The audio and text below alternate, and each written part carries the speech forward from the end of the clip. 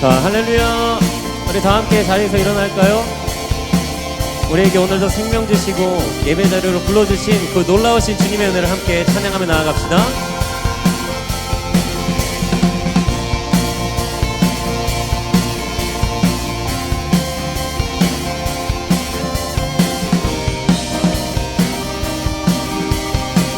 다 함께 고백해볼까요? 주님과 같은 분 없네.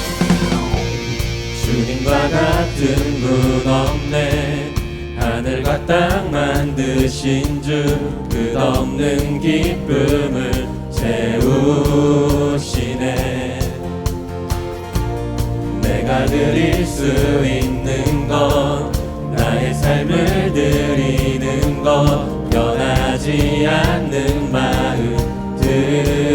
자, 우리 다시 한번 고백할까요? 주님과 같은 분 없네. 하늘과 땅 만드신 주 끝없는 기쁨을 채우시네.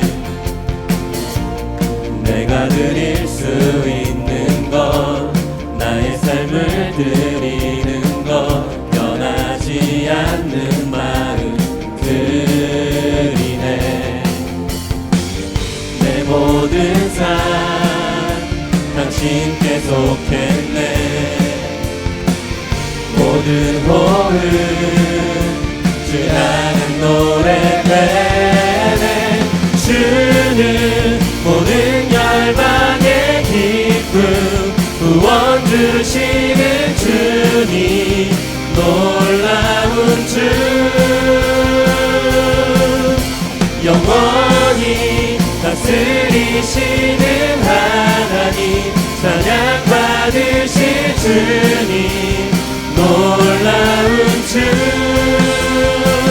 놀라운 주.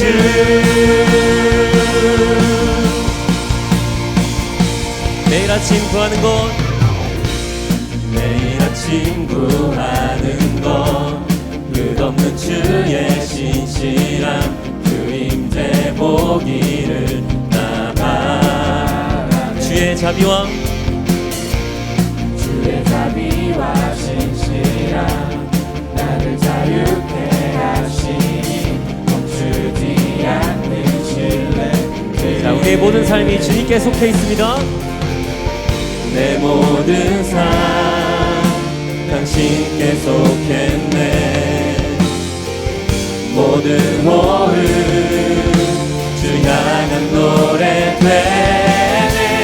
주는 모든 열방의 기쁨 구원 주시는 주님, 놀라운 주. 영원히 다스리시는 하나님, 찬양 받으실 주님, 놀라운 주. 자, 우리 다시 한번.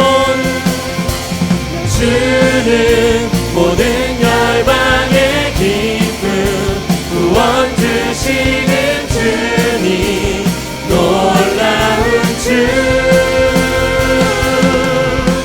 영원히 다스리시는 하나님, 찬양 받으실 주님, 놀라운 주, 놀라운 주.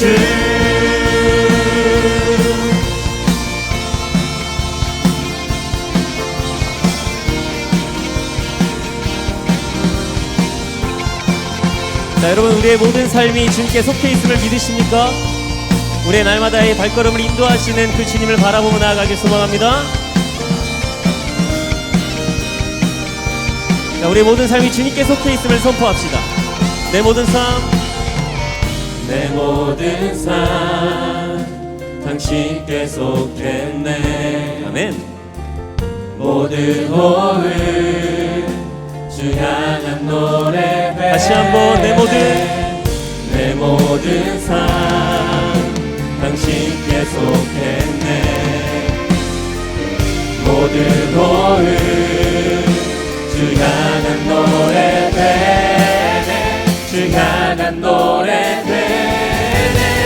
주는 모든 열방의 기쁨 구원 주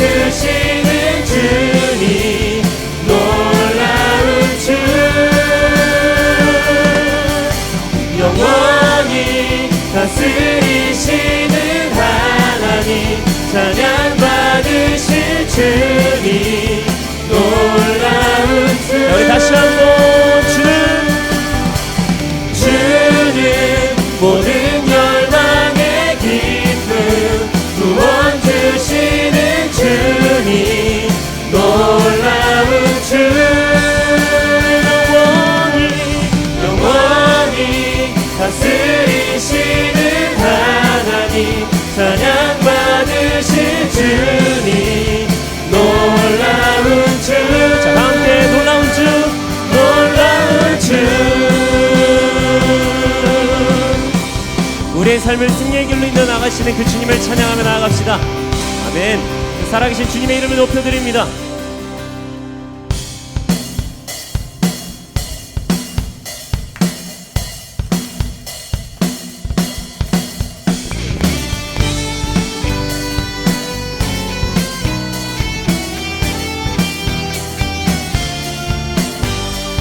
자, 우리의 삶 가운데 참된 소망 되신 주님을 다시 한번 찬양할까요? 다 함께 감사드리세. 감사드리세 우리 주께 크신 사랑 베푸셨네. 찬양드리세 어린 양께 영원히. 감사드리세. 감사드리세 우리 주께 크신 사랑 베푸셨네.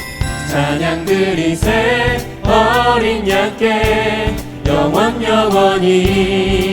네, 다 함께 감사해. 감사해 고통과 눈물 없는 문 열어주시니. 감사해 모든 만물 새롭게 되는 그날 주시니. 그날에 열방과 모든 민족들 주 찬양하리. 새하늘과 새 땅에 그날 기뻐 노래하리.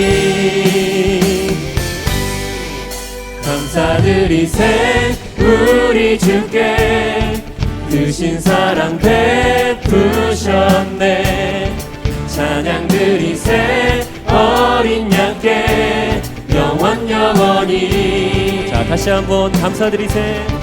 감사드리세 우리 주께 크신 사랑 베푸셨네.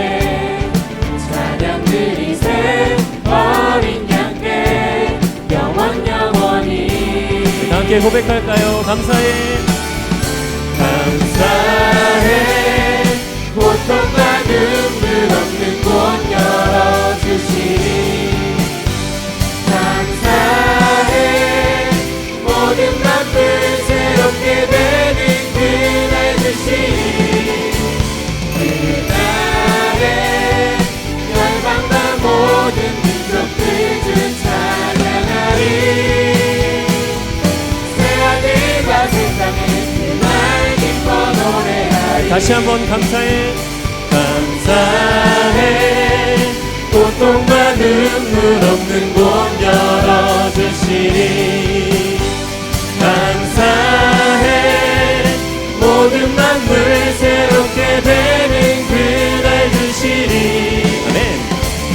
그날에 열방과 모든 민족들 주 찬양하리.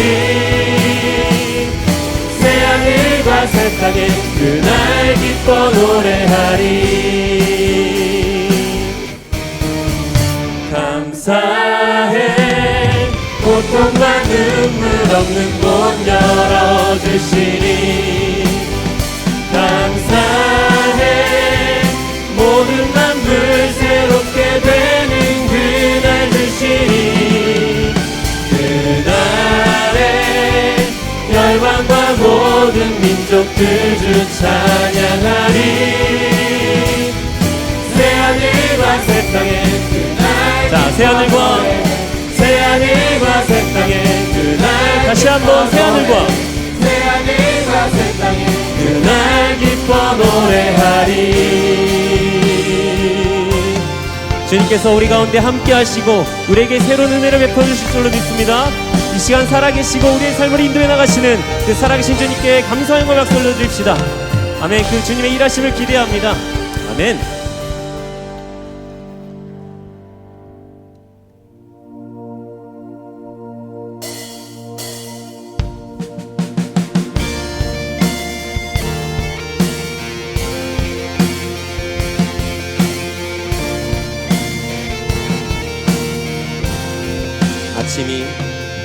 아침이 밝아올 때에 찬양의 맘 주 주시네. 주를 향한 나의 찬양 주 마음 울리리.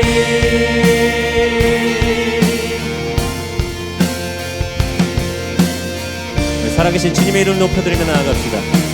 아침이 밝아올 때 아침이 밝아올 때에 찬양의 맘 주시네. 주를 향한 나의 찬양 주 마음 울리리. 그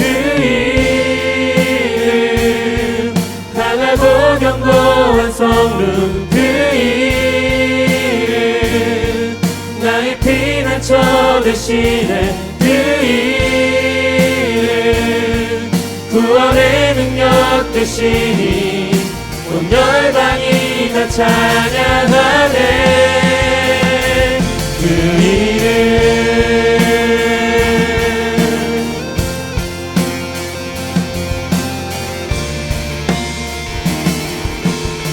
주의 이름 부를 때 주의 이름 부를 때 나의 맘 채우소서. 내 삶을 주께 드리며 주의 다시 한번 주님께 고백하며 나아갑시다. 주의 이름 부를 때 주의 이름 부를 때 나의 맘 채우소서. 내 삶을 주께 드리며 주 이름 높이리. 그 이름 강하고 견고한 성루. 그 이름 나의 피난처 되시네. 그 이름 구원의 능력 되시니 온 열방이 다 찬양하네. 다시 한번 그 이름. 그 이름 강하고 견고한 성루. 그 이름 나의 피난처 되시네. 그 이름 구원의 능력 되시니 온 열방이 다 찬양하네. 그 이름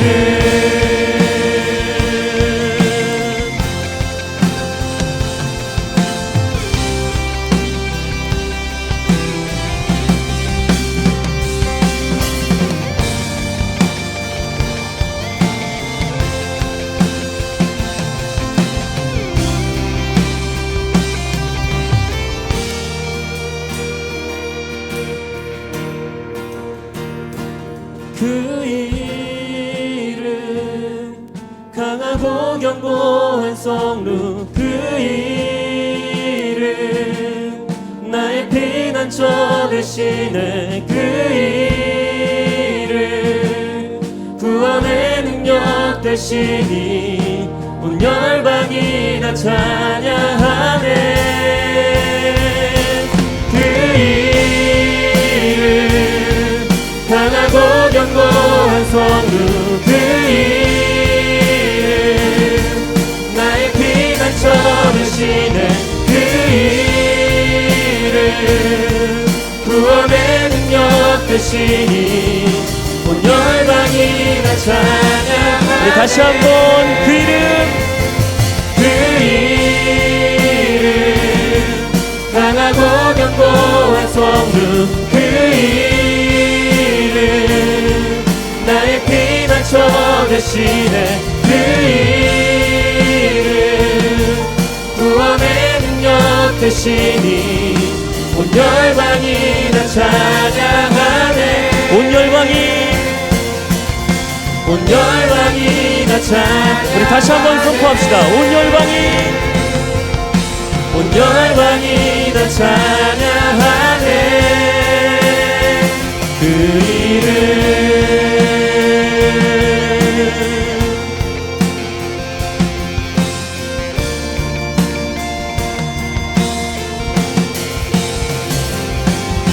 우리의 참된 소망이 되시며 삶의 이유가 되시는 그 주님의 이름을 높여드리길 소망합니다.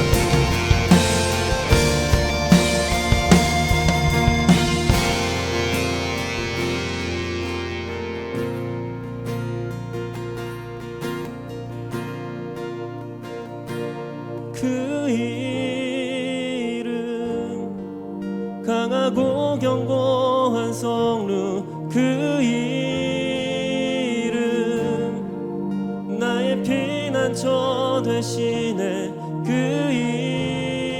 이름 구원의 능력 되시니 온 열방이 다 찬양하네. 그 이름 그 이름 강하고 견고한 성루 그 이름 나의 피난처 되시네 그 이름 구원의 능력 되시니 온 열방이 다 찬양. 우리 구원의 이름 대신 그 주님을 찬양합시다. 그 이름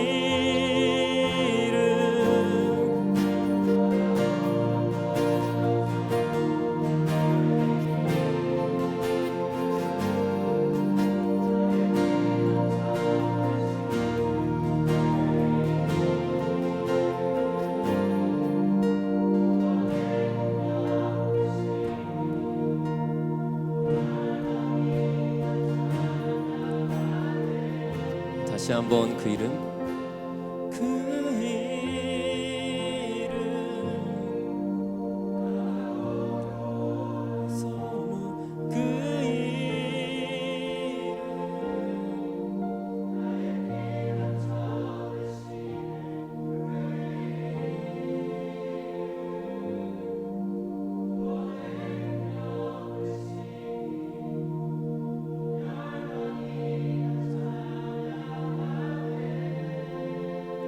그 이름 그 이름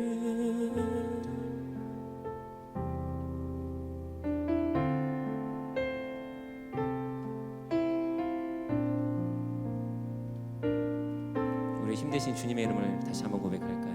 약할 때 강함 대신에 약할 때 강함 대신에 나의 보배가 되신 주 나의 모든 것 주 안에 있는 보물을 나는 포기할 수 없네 주 나의 모든 것 약할 때 강함 대신에 약할 때 강함 대신에 나의 보배가 되신 주 나의 모든 것 주 안에 있는 보물을 나는 포기할 수 없네 주 나의 모든 것 예수 어린 양 예수 어린 양 존귀한 이름 예수 어린 양 존귀한 이름 십자가 죄사하셨네 십자가 죄사하셨네 주님의 이름 찬양해 주 나의 모든 것 쓰러진 나를 세우고 나의 빈 잔을 채우네 다시 한번 고백합시다. 십자가 제사하셨네. 십자가 제사하셨네. 주님의 이름 찬양해. 주 나의 모든 것. 쓰러진 나를 세우고 쓰러진 나를 세우고 나의 빈잔을 채우네. 주 나의 모든 것. 다 함께 믿음의 고백으로 예수 어린 양, 예수 어린 양 존귀한 이름. 예수 어린 양 존귀한 이름. 예수 어린 양, 예수 어린 양 존귀한 이름 찬양해. 예수 어린 양 존귀한 우리 다시 한번 예수 어린 양, 예수 어린 양 존귀한 이름. 예수 어린 양 존귀한. 다 함께 맞설 자 없네. 맞설 자 없네. 이길 자 없네. 영원히 다스리는 주. 모든 나라와 모든 영광과 모든 이름 위에 다시 한번 맞설 자 없네. 맞설 자 없네. 이길 자 없네. 영원히 다스리는 주. 모든 나라와 모든 영광과 모든 이름 위에 그 이름 강력하도다. 그 이름 강력하도다. 그 이름 강력하도다. 나의 왕 예수 그리스도. 그 이름 강력하도다. 대적할 자 없네. 그 이름 강력하도다. 예수의. 우리 다시 한번 그 이름, 그 이름 강력하도다. 그 이름 강력하도다. 나의 왕 예수 그리스도. 그 이름 강력하도다. 대적할 자 없네. 그 이름 강력하도다. 예수의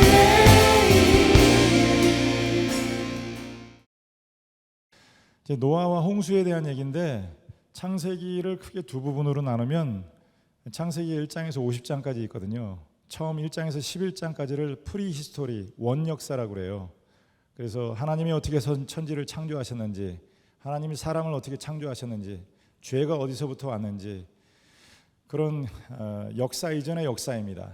그리고 12장부터 50장까지는 최초 신앙의 인물이라고 할 수 있는 아브라함과 이삭과 야곱, 요셉에 대한 이야기가 나와요.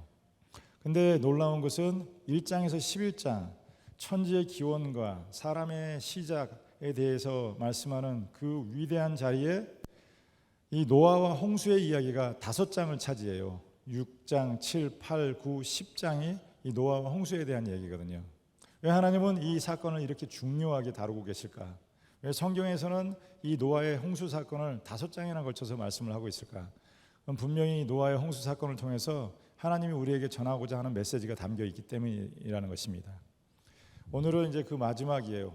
40일 동안 주야로 하늘과 땅에서 비가 내렸습니다. 땅에 샘이 터졌다는 말은 바다가 솟구치고 산이 꺼지고 이런 지각 변동이 발생이 됐다는 것이고요. 하늘에서 비가 내린 게 아니라 창세기 1장에 보면 하나님께서 궁창을 하늘 위의 물과 하늘 아래의 물로 나누셨다 그래요. 하늘 위에 있었던, 원래 그 노아 홍수 이전에는 이렇게 물층이 있었다는 거예요. 그 물층이 터져서 지구로 쏟아지기 시작했습니다. 그 물이 얼마나 됐을까요? 아마 지구상에 있는 물만큼이나 많았을 것 같아요. 그리고 땅에 있는 모든 샘이 터졌습니다. 지구상에 있는 모든 생명체가 다 물에 덮이게 됐는데 40일 주야로 비가 내렸습니다. 그리고 150일 동안 그 물이 머물러 있었고 6개월 동안 그 물이 빠졌다 그래요. 노아의 그 600세 2월 17일 날 시작했던 홍수가 그 다음 해 601세 2월 27일 날에 그 홍수가 끝났습니다. 대략 1년하고 10개월 정도, 10일 정도가 홍수가 있었던 것이죠. 그리고 마침내 비가 멈고 방주가 아라랏산, 지금 어디 터키에 있는 산 중에 하나일 거라고 생각해요. 거기에 머물렀습니다. 그리고 노아와 노아의 온 가족들, 또 짐승들까지 다 방주 밖으로 나오게 됐어요. 여러분, 방주는 생명의 유지에 있어서 중요한 곳이었지만 거기 영원히 살 수가 없습니다. 이 세상을 방주 같고 광야 같은 것이라 그러는데 우리가 이 세상에 영원히 살지 않는다는 거예요. 때가 되면은 다 하나님의 나라 본향 땅을 향해서 가야 됩니다. 이 세상 살이를 나그네 길이라 그래요. 세상도 그 형적도 지나가되 오직 여호와의 말씀은 영영이 서느니라. 방주는 잠깐 피할 도피처이고 피난처지만 나와야 돼요. 언젠간. 노아가 그 방주를 나와서 목도한 현실의 삶은 어땠을까요? 그건 상상을 초월하는 처참한 폐허입니다. 불이 나면은 좀 건질 게 있다 그래요. 그런데 홍수가 난 자리에는 건질 게 하나도 없다는 거예요. 요즘에 실물 교제예요.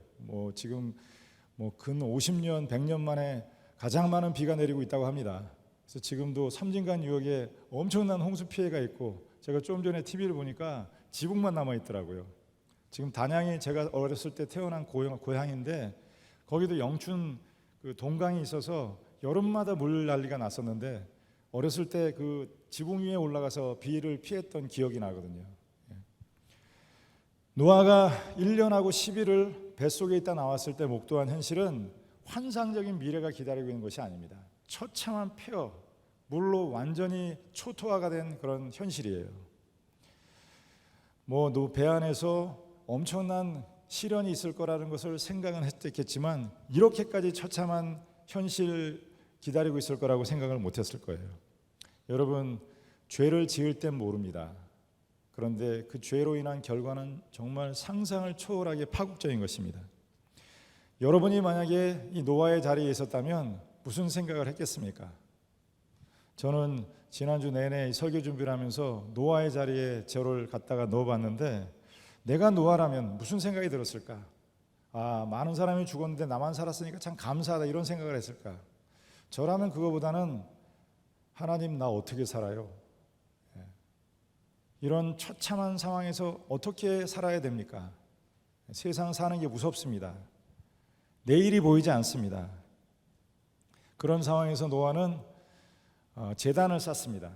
제가 생각하기에 노아가 아마 하나님밖엔 길이 없다, 세상에 하나님 외에는 길이 없다, 이런 생각을 한 것 같아요. 여러분, 사람이 아프면 하나님에 관해서 눈을 뜨게 됩니다. 병이 들면 비로소 하나님에 관해서 눈을 뜨게 돼요. 인생의 길이 막히면 하나님에 관해서 눈이 띄어지게 됩니다. 고통이 찾아오면 내 힘으로 감당할 수 있는 고통이면 괜찮은데 내가 감당할 수 없는 고통이 찾아오면 그럼 하나님에 관해서 눈을 뜨게 됩니다. 여러분과 같이 청년 생활을 하다가 지금은 이제 그 당진 쪽에서 공무원 생활을 합니다. 오랫동안 공무원 준비를 했다가 합격돼서 너무너무 감사했는데, 그런데 38살이고 아직 결혼을 안 했거든요. 유방암이 걸렸대요. 그래서 유방암이 약하면은 부분 적출을 하는데 심하면 유방 한쪽을 다 도려내게 되거든요. 그뿐 아니라 겨드랑이 밑에 있는 임파선도 다 제거를 했다 그래요. 너무 안타까운 마음에 찾아서 만나서 같이 기도를 하는데 이 청년의 영혼이 굉장히 맑아지고 하나님을 향해서 그의 마음이 완전히 열려 있는 것을 봤습니다. 하나님께서 도와주셔야 된다. 하나님의 은혜를 기다린다. 오직 그 청년의 눈에는 하나님밖에 없어요. 다른 것은 지금 보이질 않습니다. 보통 때도 교회를 나오고 하나님을 믿지만 이럴 때 절대절명의 위기에서 만나는 하나님과는 차원이 다른 것이죠. 노아는 지금 기가 막힌 폐허 더미 위에 서 있습니다. 뭐 하나 남은 게 없습니다. 그리고 그 폐허 위에다가 제단을 쌓고 예배를 드려요. 이런 예배는 장난이 아닙니다. 이런 예배는 농담이 아니에요. 형식적인 예배가 아닙니다. 정말 진실한 예배고 마음으로 드리는 예배고요. 뭐 교회 나와도 그만 안 나와도 그만.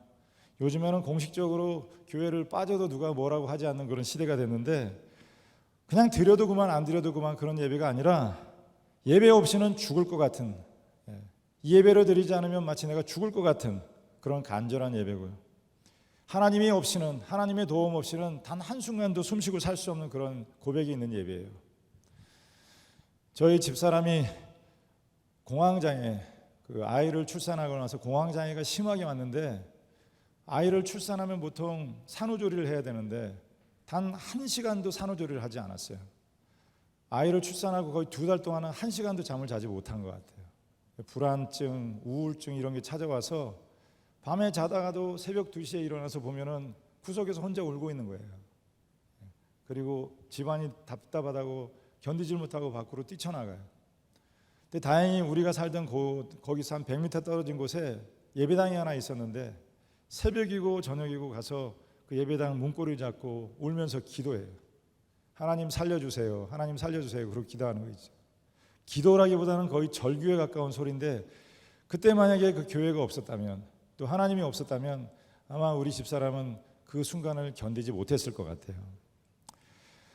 우리도 노아 같은 심정으로 예배를 본 적이 있습니다. 내일을 알 수 없습니다. 수술대 위에서 살지 죽을지를 모릅니다. 주여 저는 주님 외에 다른 길이 없습니다. 주여 저를 도와주옵소서. 예배라기보다는 기도라기보다는 신음소리 같은 그런 기도 소리를 낼 때가 있습니다. 이 순간 내가 붙잡을 수 있는 분은 그분밖에 없고 내가 부를 수 있는 이름은 그분밖에 없어요. 그 기도가 얼마나 진실하고 얼마나 간절했는지 하나님의 중심을 움직였다 그래요. 저도 한 3번 정도 자살하고 싶을 만큼 인생을 완전히 포기하고 싶을 만큼 어려웠던 순간이 있어요. 한 20년쯤에 교회에 큰 시련이 찾아왔습니다. 그리고 제 개인적으로도 해결할 수 없는, 뭐 제가 해결할 수 있는 문제면 괜찮은데 내 선택에 따라 상황이 바뀌지 않는 상황이 있어요. 내가 어떻게 생각하고 결단하는 게 의미가 없는 그런 때가 있습니다. 그때 양평에 있는 대한수도원에 가서 금식하면서 며칠 동안 그 기도실에서 밤새 가면서 잠도 잘 수가 없습니다. 앉을 수도 누울 수도 없어요.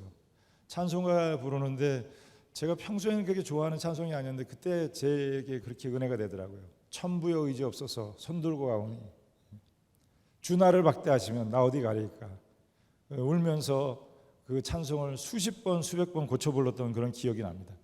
그 예배가 기도가 간절하고 절실했던지 하나님께서 기도에 응답해 주시고 정말 없는 것처럼 마치 그런 문제가 있었을까 싶은 것처럼 문제가 해결되었어요. 우리나라가 세계 유래 역사상 유래가 없는 그런 기독교의 부흥이 있었습니다. 100년 만에 1000만 명이 넘는 기독교회가 생기고 10만 개의 교회가 생겼어요. 제가 신학교회 갈 때는 얼마나 한 교회에 수십 명씩 학생들이 신학교를 찾아가고 그랬습니다. 우리 교회도 제 또래 그 학생들 중에서 목회자가 된 사람들이 굉장히 많습니다.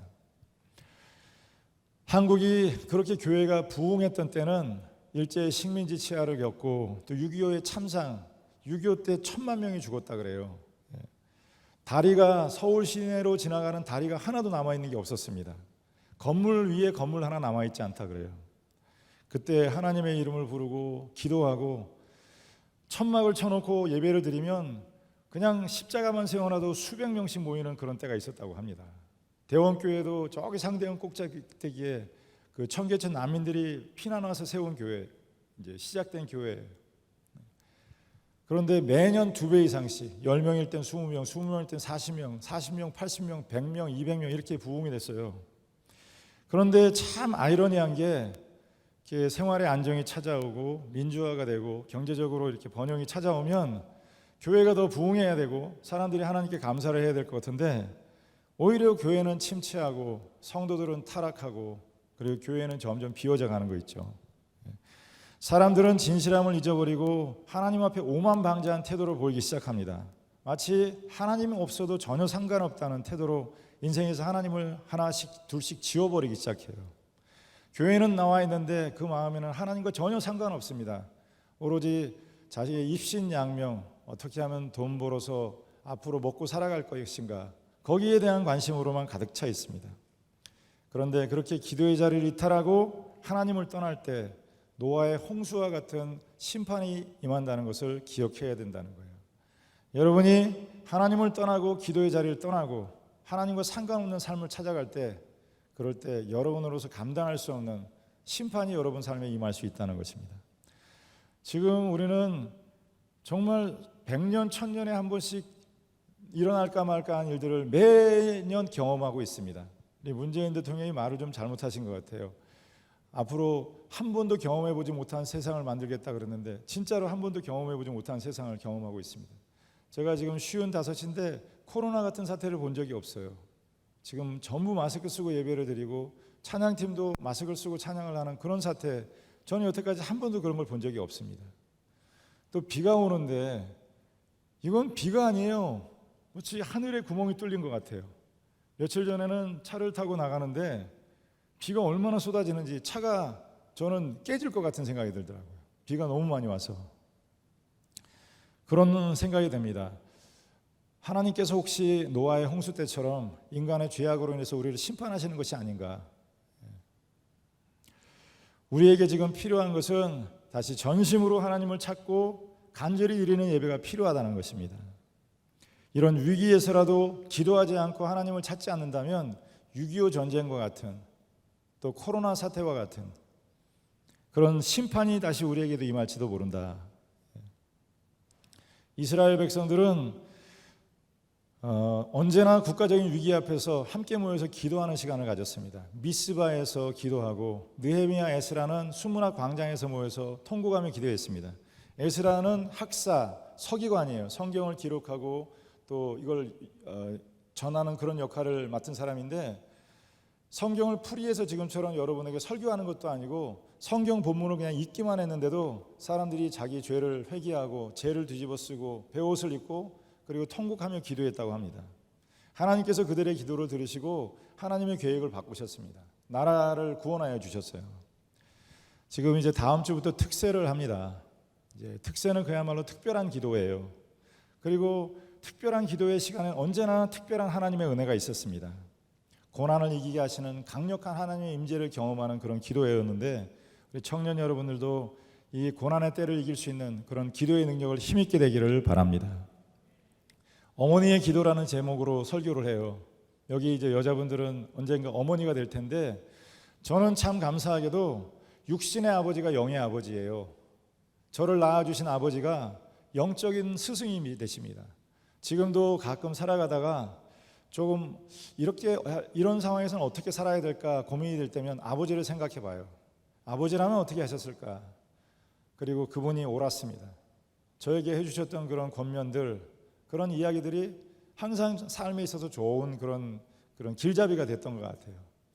나는 어렸을 때 늘 아버지 기도하는 모습, 어머니 기도하는 모습을 보고 자랐습니다.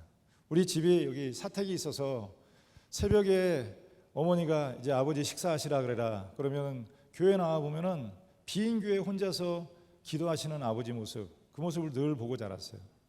또 어머니는 새벽이고 밤이고 늘 지금 이제 86세가 되셨는데 핸드폰 들고 있어서 뭐 하시냐 그랬더니 핸드폰 들고 성경책 쓰고 있어요. 집에 가도 컴퓨터 앞에 앉아 있는데 컴퓨터로도 성경을 쓰고 글로도 성경을 쓰고. 예전에 우리 어머니가 영서를 쓰셨대요. 영서가 뭔지 모르시죠? 방언을 하는데 방언을 글로 쓰는 방언을 영서라고 해요. 알 수 없는 글자로 영서를 쓰시고 또 방언하는 사람 방언을 통변하는 그런 은사도 받고 그러셨어요.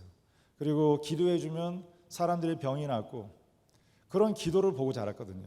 근데 지금 젊은 세대들은 그런 기도의 선배들을 잘 몰라요.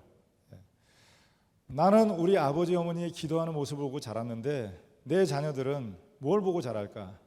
늘 유튜브 보고 TV 드라마 속에 빠져있는 부모의 모습을 보고 자랄까? 사람은 떠나도 기도는 남는다고. 사람은 사라져도 그 사람이 한 기도는 사라지지 않습니다. 반드시 그 사람이 한 기도대로 하나님께서는 응답하신다는 것입니다. 오늘 우리가 노아를 통해서 배우는 것은 하나님은 자기를 찾는 자를 멸시하지 않으시고 그를 거절하지 않으시고 받아들이신다는 거예요. 8장 20절 말씀에 노아가 여호와께 제단을 쌓고, 이거는 그냥 감상 없이 감정 없이 읽을 수 있는 구절이 아니에요. 여러분 좀 감정을 몰입하고 상상력을 동원해서 성경을 읽어보십시오. 지금 폐허가 되어 있는 그 땅에 내려와서 제단을 쌓고 그리고 예배를 드려요. 그의 마음이 어땠겠습니까? 하나님 감사합니다. 다 죽었는데 나만 살려주셨으니 감사합니다. 그랬을까요? 저라면 그런 생각보다는 하나님 나 어떻게 살아요? 아무것도 없는데 집도 절도 없는데 여기서 어떻게 살아요? 이 폐허 더미 속에서 어떻게 살아가야 됩니까? 내일이 없습니다. 사는 게 무섭습니다.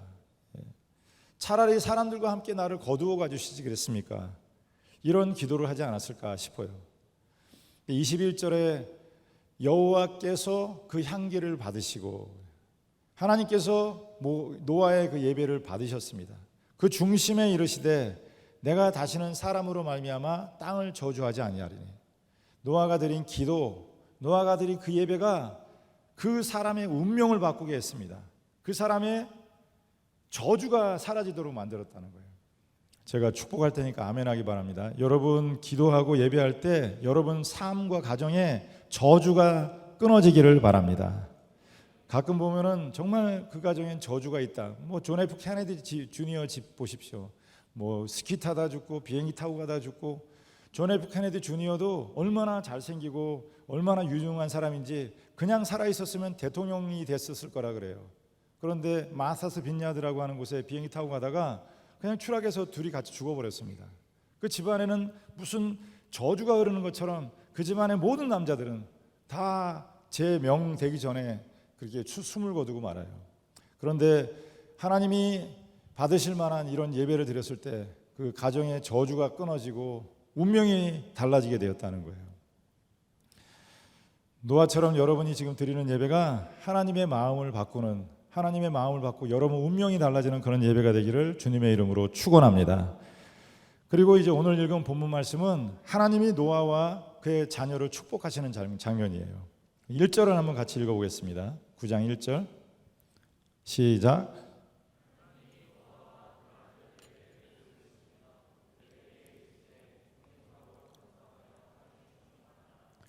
왜 하나님이 복을 주셨습니까? 그의 예배를 받으신 거예요. 저도 여러분을 보니까 마음이 좋습니다. 축복하고 싶어요. 여러분에게 하나님의 축복이 있기를 바랍니다. 하나님이 그렇게 축복하시지 않았을까? 그 모진 시련과 고통의 시간을, 인고의 시간을 이겨낸 그 노아에게 하나님이 축복하십니다. 너에게 축복이 있을 것이다. 내가 너를 축복한다. 그리고 그 축복의 내용이 무엇이었습니까? 생육하고 번성하고 땅에 충만하라. 생육하고 번성하고 땅에 충만하라. 생육한다는 게 뭘까요? 자녀를 출산하는 걸 생육한다 그럽니다. 번성하는 것은 점점 더 부흥하는 것을 말합니다. 땅에 충만하라. 여러분 삶에 열매가 있기를 바랍니다. 농부가 씨를 뿌린다는 것은 그냥 씨를 뿌리는 행위로 끝나는 게 아닙니다. 열매를 기대해요. 하나님께서 우리에게 생명을 주신 것은 그냥 머물고 살다 오라는 게 아니라 우리에게 열매를 기대하신다는 거죠. 그리고 부흥하라, 생육하고 땅에 충만하라. 그 말씀처럼 영적으로든 육적으로든 열매 맺는 삶을 살기를 바라고요. 여러분의 삶의 지경이 점점 넓어질 수 있게 되기를 바랍니다. 그런데 이 축복은 여기 처음 나온 게 아니라 사실은 창세기 1장에도 여러 번 반복해서 나오는 축복이에요. 창세기 1장에 하나님이 새와 또 바다의 물고기와 육축들을 창조하시고 그들을 축복하십니다. 1장 28절 말씀입니다. 우리 같이 한번 읽어보겠습니다. 시작.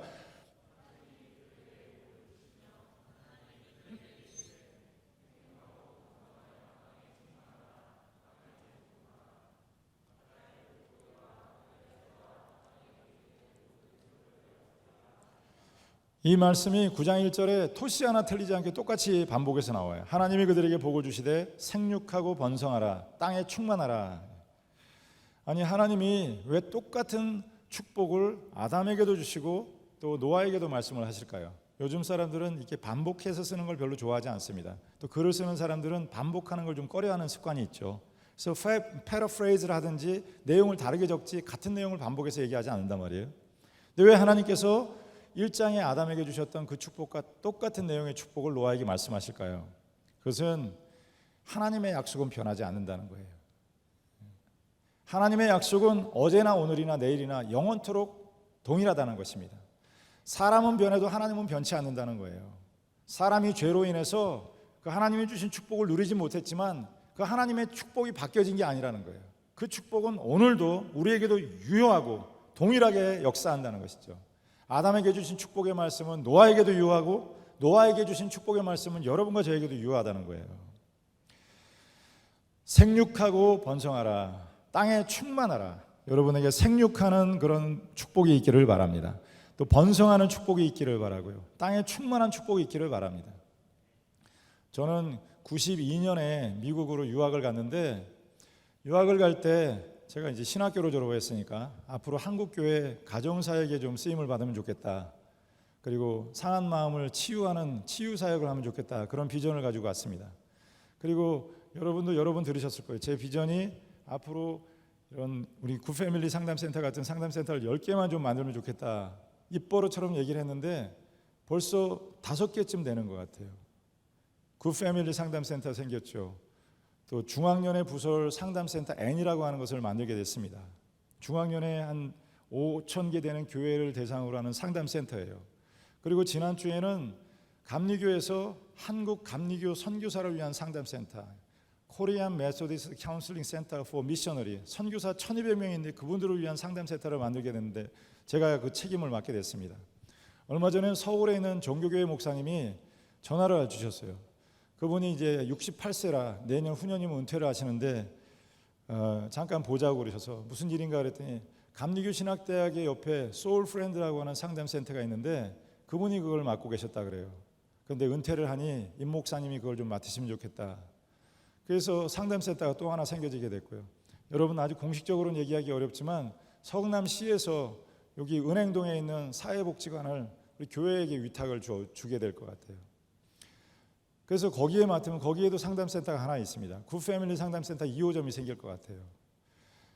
이제 하나님 앞에 서원을 하고 앞으로 이런 사역을 하기를 소원합니다. 그랬는데 내 입을 열라 내가 채우리라 하신 말씀처럼 그 말씀대로 이렇게 하나씩 이루어지는 것 같아요.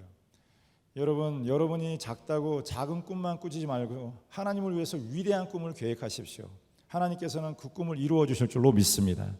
제가 언젠가 그 설교 들었는데 굉장히 마음에 남더라고요.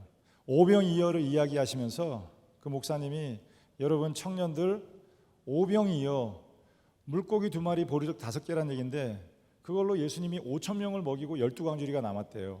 세상엔 2가지 종류의 사람이 있는데 한 사람은 혼자서 5,000명의 식량을 다 먹는 사람이 있고 또 다른 사람은 5,000명을 먹여주는 사람이 있다.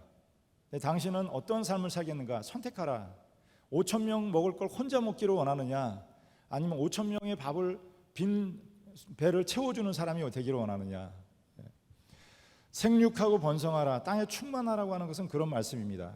단지 상대원 이동 이 골짜기 한 구석에 방을 차지하고 살다가 그냥 가는 인생이 아니라 여러분 아무리 애껴도 몸이 상합니다. 세월은 지나가게 돼 있어요. 나이는 먹는 거예요. 그냥 내 하나 몸 먹고 입고 쓰고 살다가 죽는 그런 인생을 선택할 것인가 아니면 하나님을 위해서 위대한 일을 꿈꾸고 그 일을 이루기 위해서 그렇게 힘쓰고 살아갈 것인가.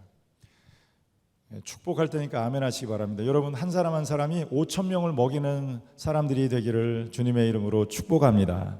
절대로 5,000명 먹을 걸 혼자 먹는 그런 인생이 되시지 말고 5,000명을 먹일 수 있는 사람이 되십시오. 그런데 창세기 1장 28절에 나오는 축복과 9장 1절에 나오는 축복이 약간의 차이가 있어요. 뭐냐면 이 도자기 같은 게 한번 깨지면 금이 가잖아요. 그것처럼 9장 1절의 축복은 약간 금이 간 축복이고요. 불완전한 축복이에요. 그 조건이 2절부터 나와요. 2절에 한번 2절을 볼까요? 같이 한번 읽어보겠습니다. 시작.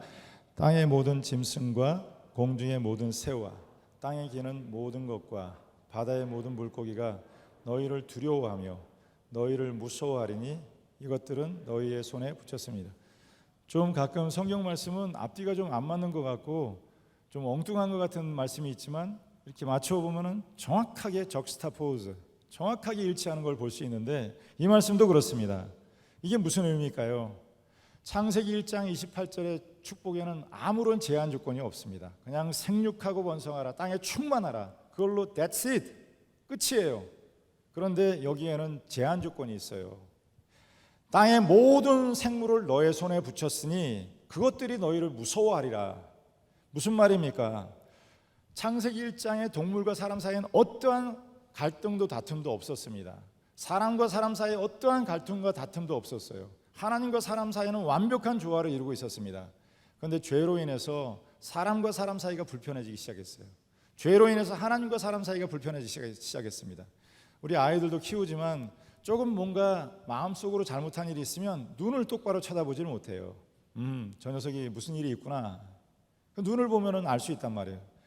짐승과 사람의 사이에 갈등이 생기기 시작했습니다. 짐승이 사람을 공격하기 시작했습니다. 아내와 남편 사이에 갈등이 생기기 시작해요.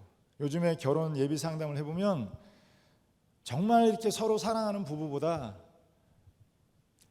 정말 죽고 마치 싸우기 위해서 살아가는 사람들처럼 살아가는 그런 부부들이 많습니다. 절반 이상인 것 같아요. 남편이 아내를 두려워하고 아내가 남편을 두려워하고 아버지가 아들을 두려워하고 아들이 아버지를 두려워하고 서로 적대하는 그런 관계가 발생이 됐습니다. 동물이 인간을 공격합니다. 인간이 동물을 다스려야 돼요. 하나님께서 인간 노아를 보호하시기 위해서 동물들이 너를 보면 두려운 마음을 갖도록 하겠다. 그리고 너는 그들을 다스리고 지배하는 관계가 되겠다. 동물과 사람과의 관계가 우호적이고 서로 상호 보존하는 관계가 아니라 지배하고 다스리고 두려워하고 두려움을 갖게 하는 그런 존재로 바뀌게 됐다는 거예요. 참 안타까운 현상이고 축복은 축복인데 금이 간 축복입니다. 여러분, 부부 사이에 무슨 계약이 필요하겠습니까? 부모 자녀 사이에 무슨 약속이 무슨 설명이 필요하겠습니까? 교회에 무슨 다툼이 필요하겠습니까? 그런데 타락한 인간은 가장 가까운 친족 관계에서도 서로 신뢰하지 못하고 의심하고 다투고 싸우는 관계로 나아간다는 것입니다. 창세기 1장에 하나님이 아담에게 주신 축복이 오리지널이라 그러면 9장에서는 약간 변절된 약간은 불완전한 축복으로 나아가게 되는 것이죠. 그러면 이 축복이 언제 완성이 됩니까? 우리가 하나님의 나라가 할 때 예수님께서 다시 오셔서 이 땅에 완전한 하나님의 나라를 세워가실 때 그때 이 축복이 완성이 된다는 거예요. 그리고 이 축복에 대해서 이사야서 11장에 보면 이렇게 예언을 하고 있어요. 우리 또 친절하게 영상팀에서 다 구절을 준비를 해줬는데 한번 같이 봅시다. 같이 읽을게요. 시작. 그때 이리가 어린 양과 함께 살며 표범이 어린 염소와 함께 누우며 송아지와 어린 사자와 살찐 짐승이 함께 있어 어린아이에게 끌리며 암수와 곰이 함께 먹으며 그것들의 새끼가 함께 엎드리며 사자가 소처럼 풀을 먹을 것이며 젖먹는 아이가 독사의 구멍에서 장난하며 젖대한 어린아이가 독사의 글에 손을 넣을 것이다. 내 거룩한 산 모든 곳에서 해됨도 없고 상함도 없을 것이니 이는 물이 바다를 덮음같이 여호와를 아는 지식이 세상에 충만할 것이니라. 그날에 우리 주 예수 그리스도가 통치하시는 그날에는 이리가 어린 양과 함께 살고 표범이 어린 염소와 함께 눕고 송아지와 어린 사자가 함께 살고, 제일 끔찍한 얘기가 어린아이가 독사와 함께 눕는다 그래요. 여러분 그림을 그려보세요. 지금 태어난 지 한 달밖에 안 된 아이가 독사하고 함께 있다고 생각해보세요. 끔찍한 얘기 아닙니까? 그런데 거기에 아무런 해가 없다. 아이들이 뱀굴에 손을 집어넣어도 괜찮다. 그날에는 어떤 해도 없고 상함도 없고 물이 바다를 덮은 같이 하나님을 아는 지식이 온 땅에 충만할 것이다.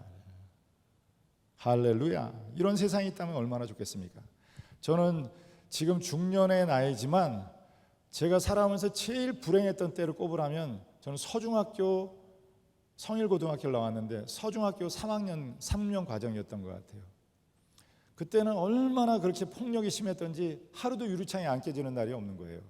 매일 소주병 들고 와서 치고받고 싸우고, 한 번은 제 옆에 있는 녀석이 가방에다 칼을 숨겨와가지고 자기를 괴롭힌다고 가가지고 찔렀는데 이 목 뒤에 여기에 찍힌 거예요.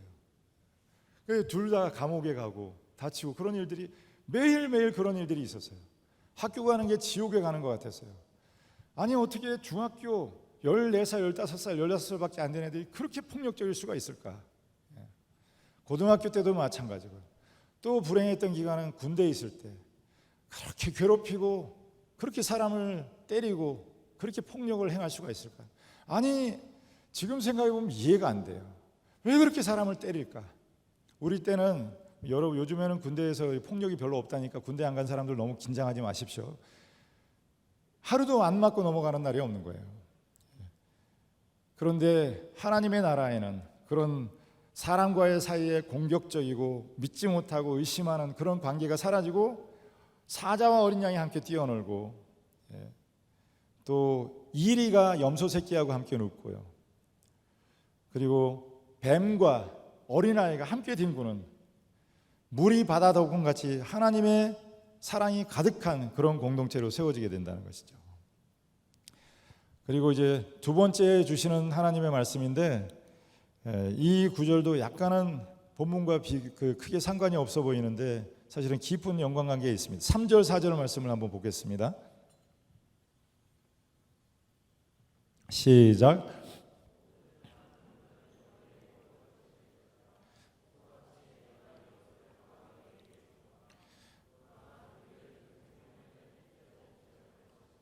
약간은 좀 뜬금없어 보이고 연관이 안 되는 것 같은데, 하나님께서 노아에게 음식 얻을 방법을 제시하시는 장면이에요. 내가 이제는 살아있는 동물을 먹게 될 것이다. 채소같이 이것을 다 너희에게 준다. 이 말씀을 빌어서 우리가 알 수 있는 것은 노아 이전까지는 동물을 먹지 않았을 것이다 라고 유추할 수가 있습니다. 산 동물을 이제는 너희가 먹을 것이다. 이 말은 이전까지는 동물을 먹지 않았다는 거예요. 창세기 1장 29절에 보니까 하나님이 이르시되 내가 온 지면에 씨 맺는 모든 채소와 씨 가진 열매 맺는 모든 나무를 너희에게 주노니 너희의 먹을 거리가 될 것이다. 하나님이 주신 음식 명단에 동물이 없어요. 그냥 열매와 과실과 채소를 먹고도 충분했다 그래요. 에덴 동산에는 어떠한 피 흘림도 없었습니다. 어떠한 죽음도 없었어요. 육식이 허락이 되지 않았습니다. 그런데 지금 노아의 홍수로 이제 새로운 세계가 열렸는데 살아있는 동물을 먹도록 그렇게 허락을 하셨습니다. 육식을 먹을 수 있습니다. 여러분 먹어도 죄되는 건 아닙니다. 그런데 그렇게 자연스럽거나 아름답지는 않습니다. 왜냐하면 육식을 먹으려면 누군가 피를 흘리고 죽어야 돼요. 그냥 우리가 모르고 먹어서 그런데 여러분 먹는 소고기, 돼지고기 누군가 피를 흘리고 죽어야 돼요. 이 얘기를 우리 집사람이 하지 말라고 그러는데 제가 그냥 얘기를 할게요. 실감나게 들으시라고. 제가 초등학교 다닐 때 여기 상대원에 살았는데 어른들이 개를 한 마리 잡는 거예요. 이만한 개인데 개 어떻게 잡는지 잘 모르시죠? 목에다 밧줄을 걸어가지고 전봇대에 매달았습니다. 그냥 죽겠다고 교수형을 하는 거예요. 몽둥이로 막 때려요. 그걸 왜 때리는지 알아요? 그래야 맛이 좋아진대. 너무 잔인하지 않습니까? 그리고 내려서 그거를 불로 이렇게 화염방사기로 쏘시기를 하는데 죽은 줄 알았던 개가 안 죽은 거예요. 얘가 일어나가지고 죽겠다고 사방을 막 꽥꽥거리고 돌아다니는, 그게 지금도 기억이 나요. 누가 봐도 이거는 너무나 잔인한 일이죠. 아이들에게는 얘기하기도 어려운 그런 일입니다. 가끔 동물을 사육하고 도축하는 그런 장면을 보면은 야, 인간이 너무나 잔인하고 잔혹하다 그런 생각이 드는데, 어쩔 수 없어서 육식을 허락을 하시지만 사실은 이것도 깨진 축복이고 금간 축복이죠. 아름다운 축복은 아닙니다. 하나님이 거기에 제한 조건을 하나 두십니다. 너희가 고기를 그 생명되는 피째 먹지 말지니라. 어쩔 수 없어서 고기를 먹되 고기를 생명되는 피째 먹지 말라. 육식은 하지만 제한 규정을 주시는데 피째 먹지 말라는 거예요. 하나님을 떠난 인간의 유일한 관심은 먹는 것, 배설하는 것, 잡는 것, 입는 것, 이런 거에 온통 관심이 나가 있습니다. 핏째 먹지 말라는 것은 너무 그 음식을 즐기고 그냥 동물이라고 해도 피 흘리는 것을 즐기지 말라. 탐욕을 위해서 먹지 말고 탐식을 위해서 먹지 말라. 먹는 일은 피할 수 없지만 그 먹는 일로 인해서 죄를 짓지 말고 피를 흘리게 하지 말라. 너무 먹는 것을 즐기지 말라는 그런 말씀입니다. 저급한 인간들은 다 먹고 살자고 하는 일 아니냐, 이런 말을 많이 들을 거예요. 여러분, 그런 말에 동조하면 안 됩니다. 아니, 인생의 고귀한 목적이 얼마나 많은데 고작 먹자고 삽니까? 여러분, 오직 먹기 위해서 직장을 다닙니까? 살아가는 유일한 목적이 먹는 것입니까? 아니, 얼마나 인생이 비참하면 먹기 위해 삽니까? 먹는 건 물론 중요하지만 사람이 먹기 위해서 사는 건 아닙니다. 물론 먹어야 되지만 먹는 것보다도 훨씬 더 중요한 일들이 많습니다. 음식을 맛있게 먹는 건 좋지만 핏째 먹지 말라. 그걸 즐기기 위해서 먹지 말라. 식도락하는 것은 죄다. 옛날 로마가 타락했을 때는 음식을 얼마나 잘 먹었는지 손가락을 넣고 토하고, 그리고 또 먹고, 손가락 먹고 토하고 또 먹고 그랬대요. 그냥 혀의 감각을 충족시키기 위해서 음식을 먹는 거예요. 그러다 보면 죄를 짓게 된다. 불필요한 살상을 하게 되니까 검소하게 먹고 절제하고 먹으라. 저는 요즘에 좀 다이어트를 해요. 그래서 한 7kg 정도 몸무게를 뺐어요. 근데 다이어트를 해서 몸이 좀 가벼워지니까 얼마나 몸이 가볍고 좋은지 몰라요. 그리고 영도 맑아지는 것 같아. 물론 화려하게 먹을 수 있습니다. 그렇지만 검소하게 먹는 거예요. 즐기기 위해서 먹는 게 아니라 일하기 위해서 먹는 것이고요. 하나님의 영광을 위해서 먹는 것이고, 사실 우리 인간이 가진 대부분의 질병은 못 먹어서 생기는 병이라기보다는 너무 먹어서 생기는 병이 많다는 거예요. 고혈압, 당뇨, 고지혈증 대부분 다 절식하고 체중을 줄이면 사라지는 병들이에요. 저도 한 7kg 뺐더니 혈압이 떨어지더라고요. 다 먹고 살기 위해 하는 일이다. 아니, 인생이 얼마나 변변치 못하면 먹고 살기 위해서 일을 합니까? 너무 먹는 일에 목매지 말라. 예수님께서 제자들에게 주신 말씀, 마태복음 4장 4절 말씀에 예수께서 말씀하여 이르시되 사람이 떡으로 살 것이 아니요 오직 하나님의 입에서 나오는 말씀으로 살지니라. 사람이 떡 때문에, 먹는 것 때문에 사는 게 아니라 하나님의 말씀을 인해서 살아가는 것이다. 우리나라는 어딜 가나 제일 좋은 곳에는 이렇게 식당이 있습니다. 어딜 가나 제일 좋은 곳에는 모텔이 있어요. 지난번엔 어디 가서 모텔을 좀 들어가려고 그랬더니 하루는 안 되고 시간당으로만 모텔이 된다는 거예요. 어떻게 호텔이 1시간, 2시간을 빌려줄 수가 있는가? 그렇대요. 예. 무슨 얘기인지 아시겠죠? 결국 인간이 돈 벌고 잘 산다고 하는 내용이 뭐냐 하면 잘 먹고 잘 싸고 잘 입고 거기에 모든 관심이 다 들어가 있는 것이죠. 전에 이집트에 선교를 갔을 때 카이로에서 한 2시간 정도 떨어져 있는, 3시간 정도 떨어져 있는 곳에 성 안토니오 수도원이 있습니다. 세인 안토니오스. 근데 거기 갔더니 그 사막에서 수도사 한 분, 안토니오스라고 하는 수도사가 평생토록 조그마한 동굴에서 말씀 묵상하면서 하나님과 교제하는 것을 일삼으면서 살아갔습니다. 평생 하루 배춧잎 한 쪽과 빵 한 조각 먹고 살았다 그래요. 그리고 105년을 살았습니다. 빵 한 조각하고 배춧잎 한 조각만 먹어도 105년을 살 수 있다는 거예요. 그리고 수많은 그 영적인 그런 금원들을 많이 남겼습니다. 그래서 사막 교부들의 금원이라고 분도 출판사에 나온 책이 있어요. 근데 그 책에 보니까 이런 내용도 있더라고요. 한 끼를 먹으면 수도사고, 두 끼를 먹으면 사람이고, 세 끼를 먹으면 짐승이다. 세 끼 밥 먹는 사람은 짐승이래요. 먹는 것, 입는 거에 신경 쓰지 않습니다. 옷은 그냥 오로지 한 벌 옷, 그 옷 입고 평생을 살아갑니다. 그리고 나머지 모든 일들을 하나님의 영광을 위해 묵상하고 하나님과 교제하는 일에 힘썼어요. 예수님도 너희는 먹는 것, 입는 것 거기에 너무 신경 쓰지 말아라. 너희는 먼저 그의 나라와 그의 의를 구하라. 그리하면 이 모든 것을 너희에게 더하시리라. 그리고 이제 세 번째 주시는 말씀이 5절에서 7절 말씀인데 한번 같이 보겠습니다. 5절에서 7절 같이 읽읍시다. 시작. 내가 반드시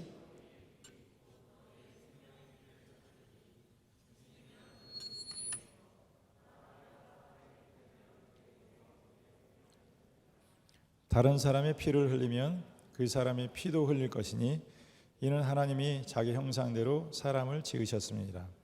너희는 생육하고 번성하며 땅에 그 중에서 충만하라 하셨더라. 세 번째 주신 축복은 살인하지 말도록 주신 제 계명이에요. 아마 성경에 나오는 최초의 계명일 거예요. 살인하지 말. 지금은 너무나 우리에게 자명한 계명이지만 그 당시만 해도 사실은 그렇게 자명하지 않습니다. 이조 시대만 해도 종들을 죽이는 건 주인의 손에 달려 있었다고 하고, 뭐 서부 시대 활극 보면 그냥 총 쏘고 죽이고 이런 일들이 비일비재했습니다. 그런데 하나님께서 살인하지 말라. 이 계명은 나중에 십계명으로 이제 더 구체화됩니다. 이 계명은 간음이나 도둑질이나 그 어떤 계명보다도 먼저 생긴 계명이에요. 조금 보면은 내용이 뭐냐면 살인한 사람 죽여라. 피를 흘린 사람 그 사람 피를 흘려라. 누군가에게 아픔을 준 사람 그대로 갚아줘라. 형제는 형제대로, 사람은 사람으로, 동물은 동물로 갚아야 된다. 동물을 죽인 자는 동물로 갚아야 되고 사람을 죽인 자는 사람의 목숨을 갚아야 된다는 거예요. 조금 하나님 말씀이 너무 잔인한 게 아닌가, 너무 잔혹한 게 아닌가, 어떻게 성경이 사람을 죽이라고 말씀할 수가 있는가. 네, 늘 말씀드리지만 하나님의 폭력만이 사람의 폭력을 막을 수 있대요. 사람끼리 이런 잔혹한 폭력을 어떻게 막을 수 있습니까? 하나님의 심판만이 그 폭력을 막을 수 있다는 거예요. 정의가 없다면, 하나님의 심판이 없다면 어떻게 용서합니까? 내가 어떻게든지 중국식으로 칼을 갈아서라도 복수를 해야죠. 내가 나를 괴롭힌 그 사람을 용서할 수 있는 것은 하나님이 갚으시고 하나님께서 정의롭게 행하실 것이라고 하는 믿음이 있기 때문에 용서하고 그거를 또 관용으로 대할 수 있는 것입니다. 여기에 말씀의 뜻은 사람의 생명은 소중한 것이니까 절대로 사람의 생명을 해하면 안 된다. 사람 무시하면 안 된다. 사람 위에 없고 사람 없고 사람 아래 사람 없다. 어떤 사람도 사람을 경히 여기면 안 되고 사람의 생명을 소중히 여기라. 폭력은 하나님의 뜻이 아니다. 살인은 하나님의 뜻이 아니다. 내 생명도 중요하고 남의 생명도 중요하다. 여러분, 자기 생명을 해하는 것도 살인입니다. 남의 생명을 해하는 것은 말할 것도 없고요. 나나 남이나 그 사람을 죽일 권한이 너에게 없다. 남의 피를 흘린다면 그 사람 죽여라. 이게 성경 말씀의 요지예요. 근데 역시 마찬가지로 이전의 말씀처럼 이것 역시 깨진 금이 간 축복입니다. 온전한 축복이 아니에요. 어쩔 수 없어서 사형 제도를 허락하시지만 그건 아름다운 것은 아니죠. 문명국가에서는 요즘엔 사형 제도를 폐지한 나라들이 많습니다. 인간의 생존을 위해서 어쩔 수 없이 육식을 허락하신 것처럼 사람의 생명을 보존하기 위해서 어쩔 수 없이 사형 제도를 허락하시지만 이것 역시도 그렇게 아름다운 그런 오리지널 축복이라고 얘기할 수는 없겠죠. 이런 불완전한 축복들은 어떻게 완성이 됩니까? 예수님께서 십자가의 사랑으로 이 모든 인간의 죄와 허물을 다 담당하시고 우리 안에 완전한 하나님의 나라를 이루어 가신다는 것입니다. 그리고 이제 마지막이에요. 마지막 하나님께서 노아에게 하시는 말씀, 노아와 계약을 맺으셔요. 사람과 사람 사이에 하는 약속을 계약이라고 하고 하나님과 사람 사이에 하는 약속을 언약이라고 합니다. 내가 너에게 언약을 세울 텐데 그것은 다시는 홍수로 생물을 멸하는 일은 없을 것이다. 11절 말씀을 한번 읽어보겠습니다. 11절 시작. 내가 너희와 언약을 세우리니 다시는 모든 생물을 홍수로 멸하지 아니할 것이라. 땅을 멸할 홍수가 다시 있지 아니하리라. 하나님이 이 9장에만도 여러 번 반복해서 내가 다시는 땅을 물로 심판하지 않을 것이다. 그리고 그 증거로 주셨죠. 증거가 뭐죠? 무지개. 무지개가 뭐 이때 생겼다 이게 아니라 무지개를 볼 때마다 내가 인간을 다시는 물로 심판하지 않겠다. 그 약속의 말씀이라는 거예요. 그리고 그 말씀처럼 그 이후로 아직까지는 물로 인한 심판이 다시는 존재하지 않습니다. 왜 하나님께서는 이 말씀을 거듭하시고 노아와 언약이라고 말씀을 하실까요? 아까 말씀드린 것처럼 노아 입장에서 생각하면 조금 이해가 쉽습니다. 노아가 방주에서 나왔을 때 목격한 세상은 너무나 참담한 현실이에요. 죄의 심판이 이렇게까지 무서운 결과를 초래했을까? 하나님이 두렵고 세상이 무섭고 사방 어디를 둘러봐도 희망의 사인이 하나도 없습니다. 이런 노아에게 필요한 것은 음식이 아닙니다. 노아에게 필요한 것은 집이 아닙니다. 노아에게 필요한 것은 직업이 아닙니다. 이런 홍수가 또 찾아온다면 어떻게 살아야 될까? 120년 방주를 짓고 살았는데 그러면 지금 또 방주를 져야 될까? 매일매일 노아는 이런저런 두려움 속에서 살았을 것입니다. 하나님 어떻게 살아야 됩니까? 사람들 다 죽은 이 자리에 나밖에 안 남았는데 앞으로 이 폐허에서 어떻게 삶을 살아가야 됩니까? 그런데 하나님께서 그를 찾아가서 하신 말씀이 걱정하지 마라, 두려워하지 말아라, 내가 다시는 물로 너를 심판하지 않겠다. 그런 노아에게 위로하고 안심하게 하는 그런 말씀을 주시는 것입니다. 여러분, 사람이 희망이 없으면 한 걸음도 앞으로 못 나갑니다. 공부를 안 하고 비전 없이 살아가는 것은 게으름의 문제가 아니에요. 내가 뭘 위해 살아가야 될지, 그걸 위해서 내 목숨이라도 바쳐도 좋다, 그럴 만한 비전을 찾지 못해서 그렇다는 거예요. 내일 세상에 종말이 올 텐데 무슨 공부를 하겠습니까? 앞으로 어떤 일이 생길지 모르는데 노아가 어떻게 내일을 개척하겠어요?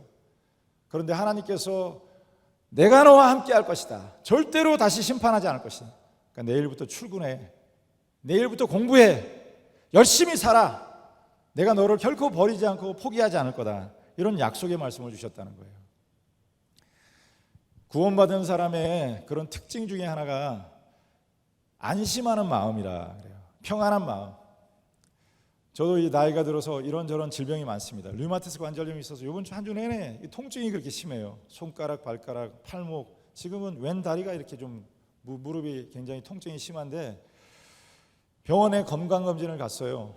네, 뭐 저희 친구들 중에서 뭐 뇌로 올라가는데 대동목이 꽈리가 생겨서 수술을 해야 된다, 뭐 심장에 동맥이 막혀가지고 스텐트를 박았다, 이런 얘기들 들어서 건강검진을 했거든요. 약간 염려가 되더라고요. 우리 집사람하고 혹시 만약에 뇌에 꽈리가 생겨서 수술을 해야 된다면 어떻게 해야 될까? 심장 동맥이 막혀서 뭐 스텐트를 박아야 된다면 어떻게 할까? 우리 집사람이나 나나 동일하게 하는 얘기가 no problem. 뭐 그러면 병원하고 친숙하게 지내는 것이고, 그러다가 병이 들어서 하나님이 오라 그러시면 기쁜 마음으로 가는 것이고. 한번 여러분 저를 따라 하실까요? 있으면 먹고. 왜 이렇게 힘이 없어요? 어깨를 피십시오. 저를 한번 힘차게 따라하겠습니다. 있으면 먹고, 없으면 굶고, 죽으면 천국 간다. 그런 마음이에요. 두려울 게 없습니다. 근데 며칠 전에 성도님 한 분이 오셨는데 신앙생활의 연조가 별로 얼마 되지 않은 분입니다. 남편이 병에 걸렸다 그래요. 그래서 와서 같이 얘기하는데, 하나님이 어떻게 이렇게 나를 대할 수 있습니까? 우리 남편이 얼마나 착한데, 성실한데, 콧물 눈물 쏟으면서 원망하고 탄식하며, 정말 그분 보니까 하늘이 무너내리는 것 같아요. 병보다도 더 무서운 게 그 두려운 마음이라 그래요. 그런데 이제 뭐 장로님이나 권사님들, 신앙생활을 오래 하신 분들 보면 암이 걸렸다고 그러는데 너무나 침착해. 마치 남의 얘기하는 것 같아요. 그리고 괜찮다고 오히려 목회자를 위로해 주시고 가시고, 그리고 그 순간이 오히려 하나님을 만나는 그런 계기가 되기도 하고. 여러분, 어쩔 수 없어요. 여러분도 때가 되면 병이 듭니다. 하여튼 2030년이 넘으면 3명이 한 사람은 암 환자가 될 거라 그래요. 누구도 피할 수 없는 거예요. 병 드는 거 피할 수 없습니다. 죽는 거 피할 수 없습니다. 사별하는 거 피할 수 없어요. 구원의 결과는 안심하는 마음입니다. 무슨 일이 있어도 두려워하지 않습니다. 여러분, 무슨 일이 있어도 두려워하지 않는 마음이 여러분에게 있기를 바랍니다. 아멘 해야 됩니다. 여러분, 무슨 일을 만나도 두려워하지 않게 되기를 바랍니다. 망해도 두려워하지 마십시오. 실패해도 두려워하지 마십시오. 병들어도 두려워하지 마세요. 하나님께서 영원토록 여러분과 동행하여 주실 줄로 믿습니다. 나는 너의 하나님이다. 두려워하지 말아라. 염려하지 말아라. 성경에 보면 그런 말씀이 많습니다. 아무것도 염려하지 말고 모든 일에 기도와 간구로 너희 구할 것을 감사함으로 하나님께 아뢰라.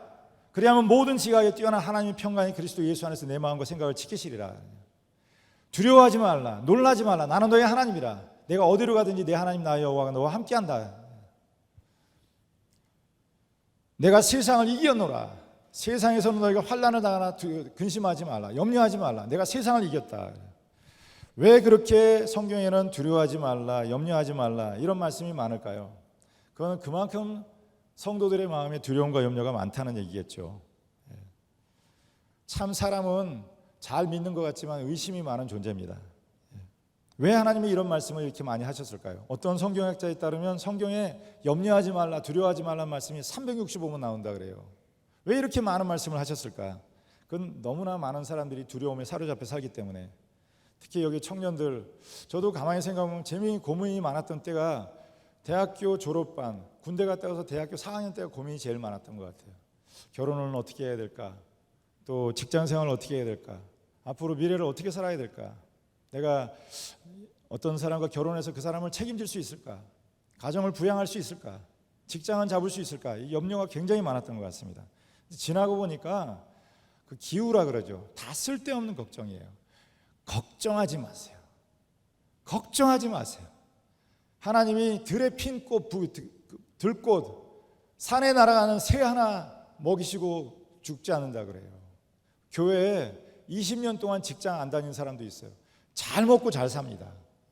얼마든지 잘 먹고 잘 살아요. 뭐 돈이 별로 없으니까 냉장고가 조그매요. 매일 신선한 야채를 먹고 살아요. 그리고 걸어 다니니까 얼마나 튼튼한지 몰라요. 다시 한번 여러분 마음에 염려나 두려움이 사라지기를 바랍니다. 여러분 은행의 통장의 잔고가 여러분을 지키는 게 아니라, 여러분의 부모가 여러분을 지키는 게 아니라 살아계신 하나님께서 여러분의 미래를 지키시는 줄로 믿습니다. 여러분 믿으면 아멘 하시기 바랍니다. 진실보다 더 우리를 혼란하게 만드는 게 있는데 그게 두려운 마음이라 그래요. 세상에는 두려움 자체 외에는 두려워할 것이 아무것도 없다. 노아에게 주시는 이제 마지막 말씀이에요. 저는 이제 성경 구절 하나를 여러분에게 알려드리고 설교를 마치려고 합니다. 제가 제일 좋아하는 구절이기도 한데 여호수아서 1장 9절 말씀이에요. 여호수아는 모세의 시종이었습니다. 모세는 어마어마한 막 구약의 2명, 구약의 큰 양대 산맥을 얘기하면 모세와 엘리야예요. 모든 사람들이 모세를 추앙하고 뭐 기독교계에서 최고의 지도자라고 할 만한 사람입니다. 엄청난 카리스마를 가진 리더예요. 그냥 말 한마디에 홍해가 갈라지고 그 말 한마디에 반석에서 샘물이 나기도 하고 사람이 죽었다 살아나기도 하고 200만 명이나 되는 사람들을 40년 동안 애굽에서 가나안까지 이끌어갔던 지도자예요. 그러나 여호수아는 거기에 보면 너무나 초라한 사람입니다. 그냥 굉장히 소박한 리더입니다. 모세의 그런 카리스마 없어요. 그런 리더십이 존재하지 않습니다. 여호수아를 지명해서 그 이스라엘의 리더로 삼았을 때 여호수아가 얼마나 마음이 불안하고 두려웠겠습니까? 근데 그때 하나님께서 여호수아에게 주신 말씀이에요. 여호수아서 1장 9절 말씀 우리 한번 같이 읽어봅시다. 시작. 내가 내게 명한 것이 아니냐. 강하고 담대하라. 두려워하지 말며 놀라지 말라. 내가 어디로 가든지 내 하나님 여호와가 너와 함께 하느니라 하시니라. 아멘. 아멘. 실제로 이스라엘 사람들을 가나안 땅에 들인 건 누굽니까? 모세가 아닙니다. 여호수아와 갈렙이에요. 모세의 시종에 불과했던 여호수아가 모세도 밟아보지 못했던 그 땅에 들어가서 가나안 그 정복 전쟁을 다 완수하게 됩니다. 여러분 저도 이 말씀을 해드리고 싶어요. 두려워하지 마십시오. 놀라지 마십시오. 노아가 대면했던 그 폐허와 같은 세상이라고 해도 하나님이 여러분과 함께 하십니다. 여러분이 어디로 가든지 무슨 일을 하든지 누구를 만나든지 하나님이 여러분과 늘 함께 하여 주실 줄로 믿습니다. 이 말씀 앞에 아멘 하시고 그리고 믿음으로 승리하시기를 주님의 이름으로 축원합니다. 말씀을 마치겠습니다. 여러분에게 하나님의 은혜와 평강이 충만하기를 바랍니다.